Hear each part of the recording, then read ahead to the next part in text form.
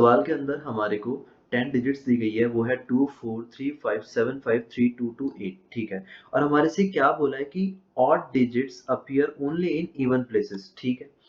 तो 10 डिजिट्स हमारे पास है, तो मैं उसको ऑड डिजिट्स को अलग कर लेता हूँ और इवन डिजिट्स को अलग कर लेता हूँ। तो यहाँ पे मैं इवन डिजिट्स लिख लेता हूँ, वो आ गई 2 4 3 5 और 7। मैं यहाँ पे ये ऑड है, यहाँ पे मैं इवन लिख लेता हूँ, तो ये है 3 5 7 5 3 डबल 2 8 डबल 2 और ये 8।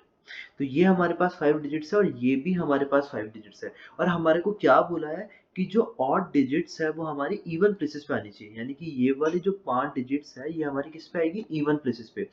अब हमारे पास टोटल प्लेसेस कितनी है, इवन, और डिजिट्स कितनी है, इवन। तो सबसे पहले मैं क्या करूंगा, मैं चेक करूंगा कि 5 डिजिट्स को उस पे पुट करने के लिए क्या होगा, तो ये हो जाएगा हमारा 5 फैक्टोरियल। पर देखेंगे अपन तो इसमें हमारा 5 और 5 और 3 और 3 ये दोनों दो दो बार रिपीट हो रखा है, तो इसलिए मैं इसको डिवाइड करूंगा 2 फैक्टोरियल मल्टीप्लाई बाय 2 फैक्टोरियल।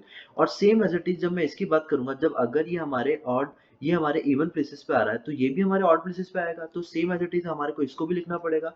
तो यहाँ पे भी ये 5 डिजिट्स है, तो ये हो जाएगा 5 फैक्टोरियल डिवाइडेड बाय 2, हमारे पास 3 बार रिपीट हुआ है, तो ये हो जाएगा हमारे पास 3 फैक्टोरियल। मैंने यहाँ पे डिवाइड में 3 फैक्टोरियल इसलिए लिखा है क्योंकि जो डिजिट हमारे को दे रखी है ये 3 बार डिवाइड हो रखा है, और यहाँ पे हमारे को 5 और 3 दो बार डिवाइड हो रखा था। तो इसको मैं फैक्टोरियल को सॉल्व नहीं करूंगा, क्योंकि मैं देखूंगा कि हमारे पास जो ऑप्शन दे रखे हैं वो भी फैक्टोरियल की फॉर्म में ही दे रखे हैं। तो इसको मैं एक साथ करके लिख लूंगा, तो मैं क्या लिख सकता हूँ इसको, ये हो जाएगा मेरे पास 5 फैक्टोरियल का स्क्वायर, और ये मेरे पास हो जाएगा 2 फैक्टोरियल का स्क्वायर और मल्टीप्लाई बाय 3 फैक्टोरियल। तो ये है हमारे ऑप्शन डी में, यानी कि यही हमारा आंसर भी है।